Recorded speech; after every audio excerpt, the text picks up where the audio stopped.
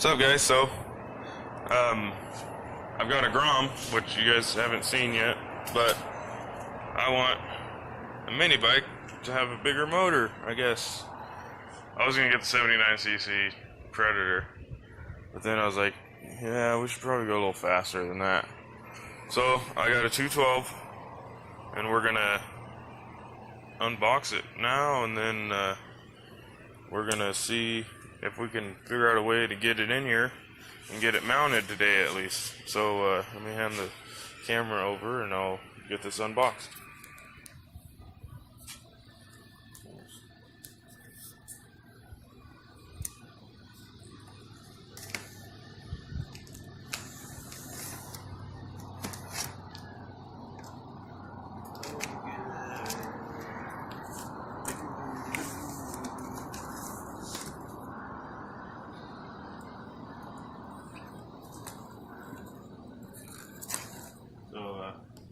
Safety instructions.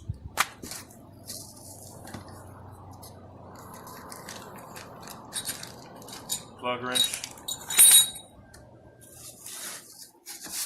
I've never opened one of these up, so let's see.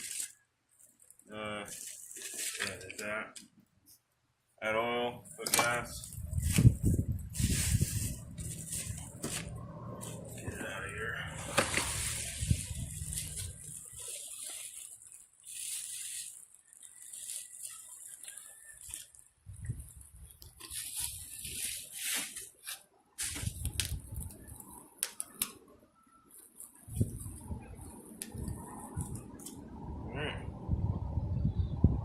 There it is.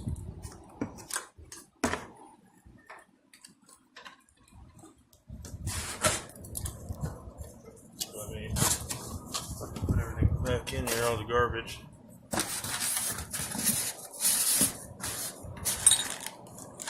Now this thing is going to be for my son, so I'm going to make him read that. Just because.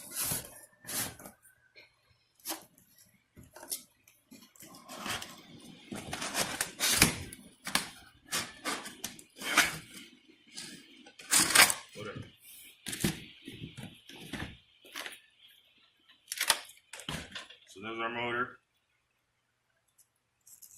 I'm going to pull the gas tank off. See about getting a velocity stack. So I'm going to pull the intake off. I'm going to see about getting a pipe. So I'm going to pull the exhaust off.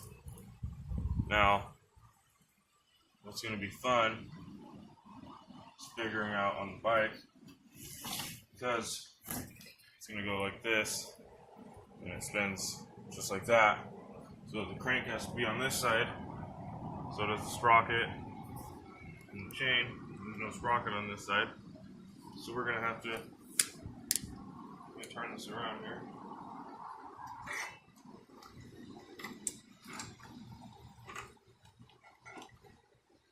So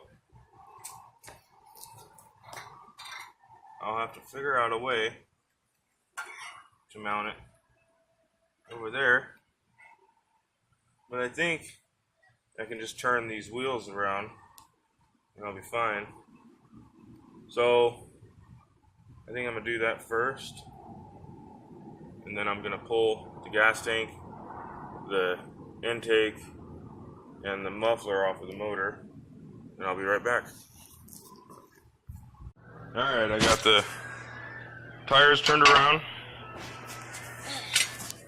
gas tank off the motor, muffler off, intake off. I got a bunch of tools. I went to the junkyard the other day and left my tools in my car and figured I'd empty them out right here in our workstation. So, what we're going to do now is I'm going to have my son he's taking off covers. I want this one off too, and then the one off on the other side. Okay. And then what we're gonna do is pull the motor off. We got the chain off. So what's wrong with this is it's got. Whoa. So I was letting a kid ride this, and he kind of tore up my starter. Came out here. It had an electric starter on it, and when he'd pull on the pull starter, he'd pull it way hard, and it snapped the bolt that was down in here, sheared it. So I tried drilling it out, and then I turned over the motor, and this crank's actually bent. So I've had my fun with this motor. It's got a carburetor, velocity stack, it's got a big bore kit, like a 53cc or something like that. I don't know, it's been a couple years. There's a cover on this side too, bud. What? Oh, now I gotta do 3. So, yeah, we're gonna get all these covers off. Probably get the gas tank cover off. There's like a battery in there, which I'm gonna take out and see if I can find a battery and put it back in, and we'll just have to charge it when we get home, whenever we go out and ride. That way he can have lights and blinkers, and probably find a handlebar speaker system, which would be pretty neat, and it'd be a little cruiser. I don't want it to be a cruiser. So alright, so we got the motor set in.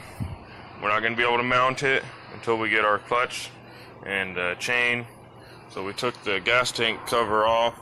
All it was is this screw here. You take it off and then it came off. I know there's supposed to be 2 screws under here, under the seat here, but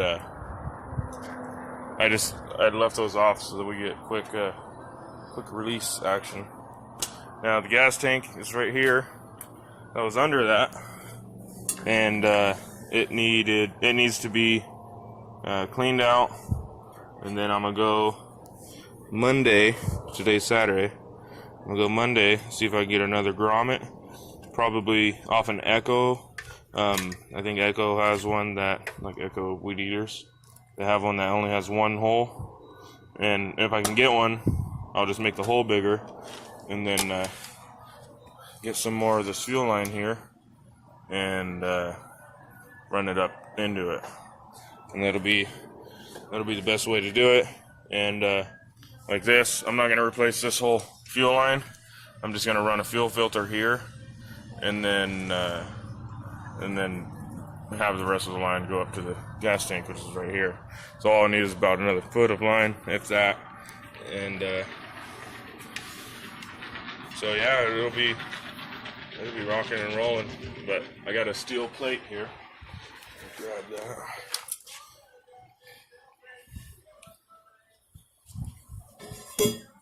Steel plate.